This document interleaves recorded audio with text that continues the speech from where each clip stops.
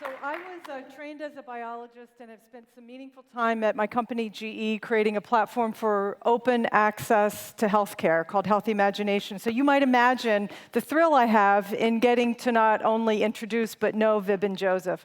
Vibin is the CEO of Biozeen, which is an open source vaccine manufacturing and software platform. There's a couple things you need to know about it before you hear his story. It's only 5 years old, and already 2 out of 5 vaccines in the world are manufactured using his open source platform.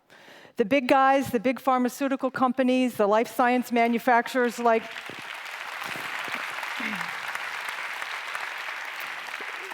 my company have taken note and are partnering with Vibin and Biozeen.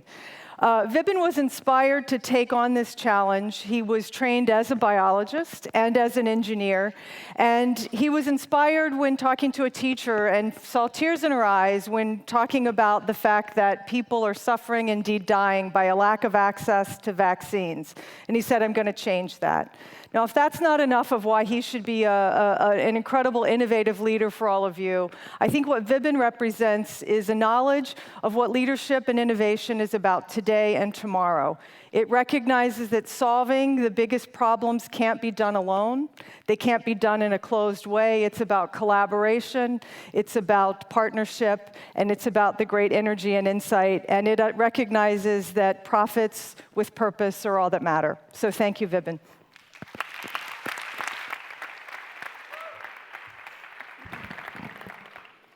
Thank you, Beth, for the introduction, and good afternoon, One Young World. A few years ago, I met a young lady from Africa.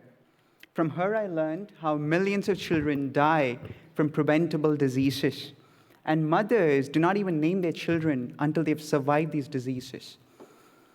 And all because her country could not afford the vaccines. I want to share with you my realizations that inspired me to make a difference, and more importantly, create a company to try and solve this problem. Global organized businesses today are bigger than the economy of several countries. For example, the world's biggest pharmaceutical company, Pfizer, has more cash reserves than the United States. Yet, these global organizations feed just a fraction of the global population. And we cannot wait for nations to solve the problems of the world anymore. Global life expectancy is at its highest ever because of vaccines. And yet, despite that, 6.6 million children die every year because vaccines are not universally accessible. And that is a staggering 17,000 children dying every day for a technology that we've already created. But vaccine manufacturing is expensive, partly because of the regulations that have to be followed, and partly because these technologies are owned by just a few companies. Most vaccine manufacturers have to pay to use this technology. These are closed technologies like software from Microsoft and hardware like the Apple iMac, and they're expensive. I've come to believe that life-saving technologies should never be closed when millions die from preventable diseases. Like food, vaccines have to be a birthright. And for this, every single country should have the capacity to manufacture vaccines or buy vaccines. So 3 years ago, my company, I co-founded Biozeen, was born. Its mission to enable companies manufacture vaccines that are affordable and by using a completely new approach, open source technology. We did not have a brand or a legacy and had to overcome skepticism and disbelief. As engineers, we looked at the hardware. There is something called bioreactors in which the vaccines are made. Traditionally, similar bioreactors were used for all the vaccines. We found that we could improve the productivity and reduce the costs by customizing the bioreactors for a particular vaccine.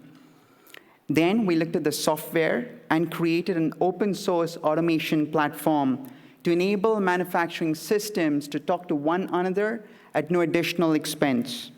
Companies could use our technology with their existing technologies or with anything they chose. Now, this was a first for the industry. Where previously companies were limited by the choice of consumables, We enabled companies of choice, and with choice came competition, and competition allowed them to reduce the prices, negotiate better, and in the end have better costs of manufacturing.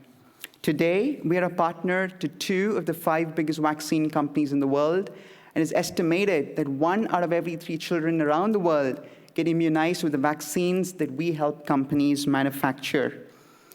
As I'm speaking, thank you.